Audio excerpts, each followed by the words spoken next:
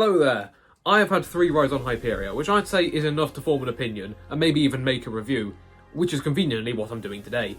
And spoiler alert, if you couldn't tell, I kind of liked it, hence why I spent £55, not including the underpass discount, on a very nice jacket. Very cool. But either way, no more dilly-dallying, we've got places to be, namely Fearless Valley. So here is what I think of Fearless Valley. So, Fearless Valley, the area, what a place, apart from Slammer and Black Mirror. We don't like those, but at least they're going. But as for the area, theming is non-existent, but I expected that. But there isn't much to talk about in the area because it's not a massive area, to be honest. But either way, we'll get on to Hyperia itself. The soundtrack, glorious, very nice, very good. There is no full release of the soundtrack just yet, but I'm convinced there's one bit that was made specifically to like poke fun at the big one. Because it could just be that it's made in the exact same style, but it sounds identical to the Big One soundtrack. Here, I'll play the Big One soundtrack now, and if I can find the bit of the Hyperia soundtrack I'm talking about, I'll play it for you now as well.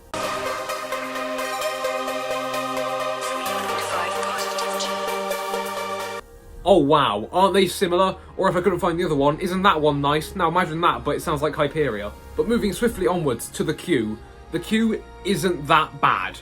At least it's not as bad as I thought it would be. Admittedly, I did queue 5 hours for my first ride, which is a bit of a long queue, I'll admit. But it was quite a fast 5 hours. The cattle pen nightmare I thought it would be, it is not.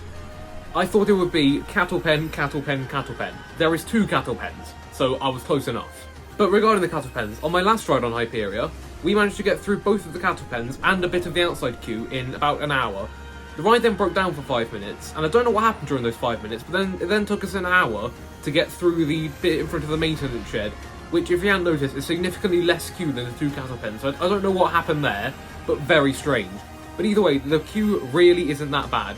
I'd say if both cattle pens are open, from the entrance it's about an hour and a half to 2 hours, maybe. And as for the theming in the queue, yet again, non-existent, and I got very sick of the colour gold by the time I was through with it.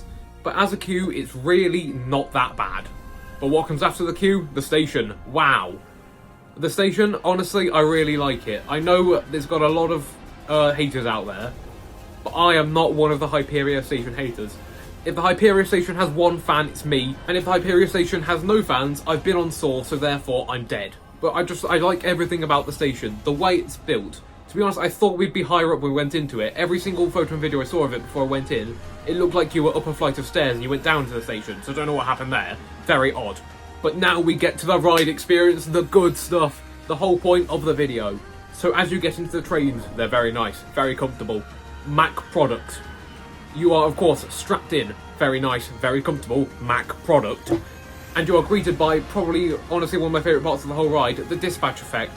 The dispatch effect, oh my goodness. I don't know what they put into that dispatch effect, but I need more of it. More! Give me more now! It is just so much better than every other dispatch effect in the country, and I didn't think I'd say that in the same country that has Nemesis and the Smiler. I don't know what they did. On paper, it doesn't seem like a great dispatch effect, but they put something into that dispatch effect, and I don't know what it is, and it's amazing. Then you go out of the station, into the outer banked turn out of the station. I thought it would be sideways hang time, but it's more being pushed sideways into your seat. It's a very weird sensation, but not that bad. The lift hill, it is definitely still a lift hill, but I really like the audio as you go up it. It builds up the hype for Hyperia. And the views from the top and the views from the whole lift hill are just unlike anything else. Look backwards, don't look forwards, there's nothing there, there's roads and trees. Look backwards, everything's there.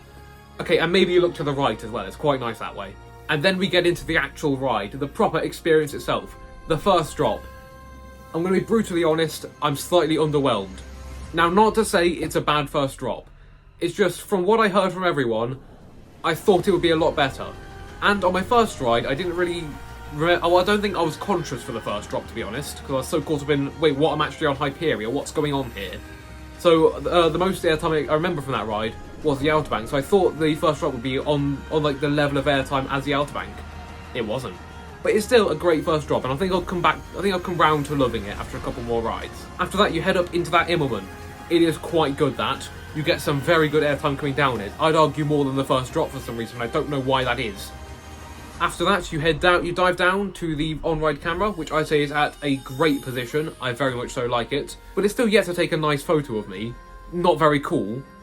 Please take a good photo of me on Hyperia. And from there, everything goes up from there, apart from all the times you go back down from there, but you rise up into the outer bank. What an element.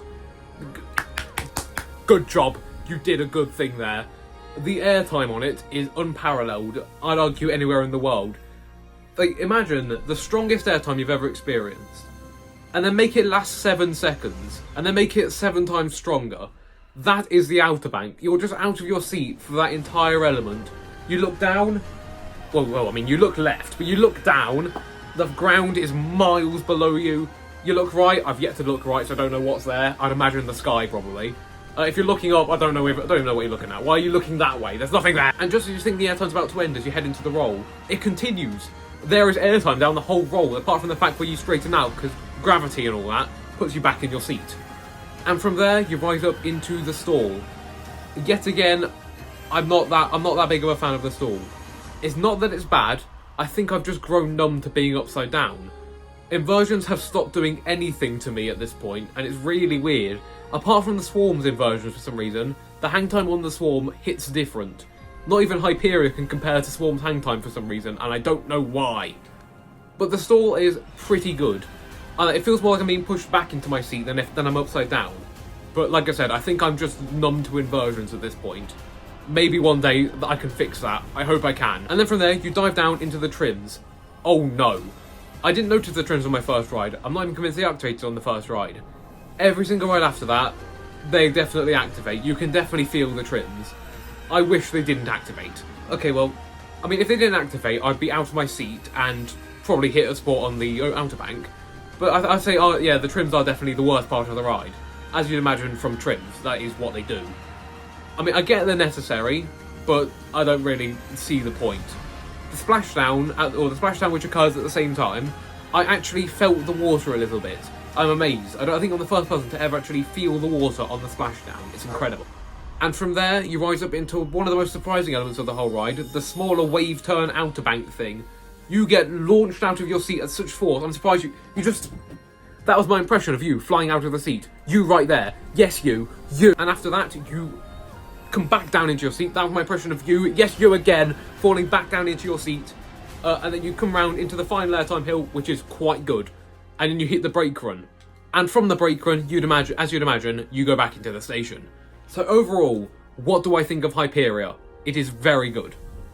As we can see from my top 10, which you can't see because it's off the screen, Hyperia has easily taken first place. It is incredible that we have a ride like it in the UK. I don't think there's many ways you can improve it, apart from removing the trims. I don't like the trims. To be honest, I don't know what any park in the UK could do to possibly even come close to beating Hyperia. Hence why I don't think they're going to beat Hyperia for a good few years now. Unless Blackpool Pleasure Beach have something up their sleeve, which no doubt they probably do. And regarding the reports of a rattle on Hyperia, it is there, I'll admit. I felt a rattle, but it's not enough of a rattle to really wreck the ride. So in conclusion, Hyperia is a brilliant ride. I encourage you to go out there and ride it. If you manage to catch it on anything less than 90 minutes, consider yourself lucky. But it is by a long shot the best coaster we have in the UK right now. Anyway, that is the end. Subscribe if you want. If you don't, fair enough. Bye.